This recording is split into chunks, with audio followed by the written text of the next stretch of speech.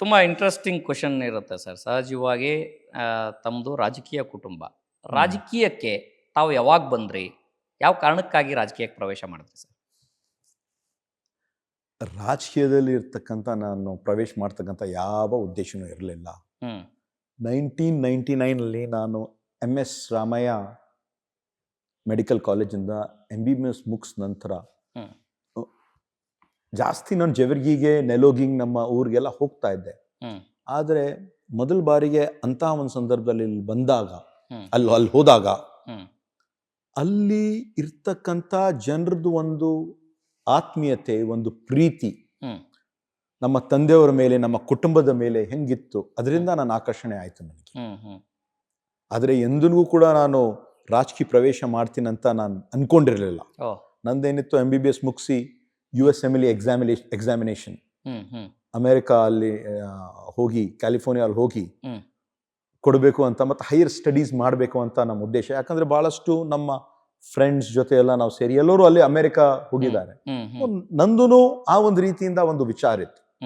ಆದರೆ ಗುಲ್ಬರ್ಗಾ, ಕಲಬುರ್ಗಿ, ಜೇವರ್ಗಿಗೆ ಹೋಗಿ ನಂತರ ಬಹುಶಃ ನಂದು ಪ್ರವೇಶ ಆಗಿದ್ದು ಆಕಸ್ಮಿಕವಾಗಿ ಆಯ್ತಂತ ಅನ್ಕೊಂಡಿದ್ದೀನಿ. ಸೊ ನಿಮ್ಮ ಪ್ರಾರಂಭದಲ್ಲಿ ಏನಾದರೂ ಸವಾಲುಗಳು ಎದುರಾಗಿತ್ತಾ ನಿಮಗೆ? ರಾಜಕೀಯ ಪ್ರಾರಂಭದಲ್ಲಿ ಏನಾದರೂ ಸವಾಲುಗಳು ಎದುರಾಗಿತ್ತಾ? ನಾನು ಸಕ್ರಿಯವಾಗಿ ರಾಜಕೀಯ ಆಸ್ ಅ ಯುವ ಕಾಂಗ್ರೆಸ್ ಪ್ರಧಾನ ಕಾರ್ಯದರ್ಶಿಯಾಗಿ ನಾನು ಪ್ರಾರಂಭ ಮಾಡಿದೆ.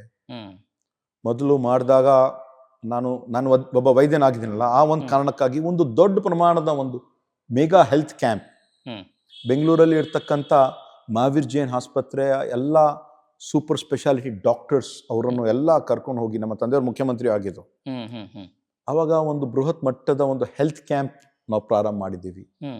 ಅಲ್ಲಿ ಸಾವಿರಾರು, ಕನಿಷ್ಠ 15,000 ಜನರಿಗೆ, ಬಡ ರೋಗಿಗಳಿಗೆ ಒಂದು ತಪಾಸಣೆಯನ್ನು ಮಾಡಿ ಅವ್ರಿಗೆ ಒಂದು ಶಸ್ತ್ರಚಿಕಿತ್ಸೆ ಕೊಡ್ತಕ್ಕಂಥ ಒಂದು ಪ್ರಯತ್ನ ಅವಾಗ ನಾವು ಮಾಡಿದ್ದೀವಿ. ಅದ ನಂತರ ನಮ್ಮ ತಂದೆಯವರ ಹೆಸರಿನಲ್ಲಿ, ಧರಮ್ ಸಿಂಗ್ ಫೌಂಡೇಶನ್ ಹೆಸರಿನಲ್ಲಿ ಆಂಬ್ಯುಲೆನ್ಸಸ್ ಕೂಡ ನಾವು ಪ್ರಾರಂಭ ಮಾಡಿದ್ದೀವಿ.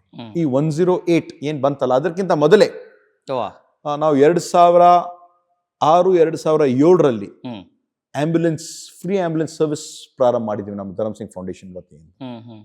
ಅಂದಿನಿಂದಾನೇ ನಮ್ಮ ಒಂದು ಪ್ರಯಾಣ ಪ್ರಾರಂಭ ಆಗಿದೆ ಅಂತ ಹೇಳ್ಬೋದು. ಟರ್ನಿಂಗ್ ಪಾಯಿಂಟ್ ಯಾವುದು ಸರ್ ನಿಮ್ದು ರಾಜಕಾರಣದಲ್ಲಿ? ಟರ್ನಿಂಗ್ ಪಾಯಿಂಟ್ ಯಾವುದು? ಬಹುಶಃ ಟರ್ನಿಂಗ್ ಪಾಯಿಂಟ್ ಇನ್ ಮುಂದೆ ಬರ್ತದೆ. ಟರ್ನಿಂಗ್ ಪಾಯಿಂಟ್ ಇನ್ ಮುಂದೆ ಬರ್ತದೆ. ನಮ್ಮ ತಂದೆಯವರು ಯಾವಾಗಲೂ ಹೇಳ್ತಾ ಇದ್ರು, politics is a waiting game, patience ಇರಬೇಕು ಅಂತ ಅವ್ರು ಯಾವಾಗಲೂ ಹೇಳ್ತಾ ಇದ್ರು. ಆ ಒಂದು ಫಿಲಾಸಫಿಯಲ್ಲಿ I am also waiting for my time. ಬಹುಶಃ ಟರ್ನಿಂಗ್ ಪಾಯಿಂಟ್ ನನ್ನ ಲೈಫಲ್ಲಿ ಮುಂದೆ ಬರ್ತಕ್ಕಂಥ ದಿನಗಳಿಗೆ ಬರ್ತದೆ. ಇವತ್ತಿನ ರಾಜಕಾರಣದ ಸನ್ನಿವೇಶದಲ್ಲಿ ನಿಮ್ಮ ತಂದೆಯವ್ರನ್ನ ಎಷ್ಟು ಮಿಸ್ ಮಾಡ್ಕೊಳ್ತೀರಾ ನೀವು?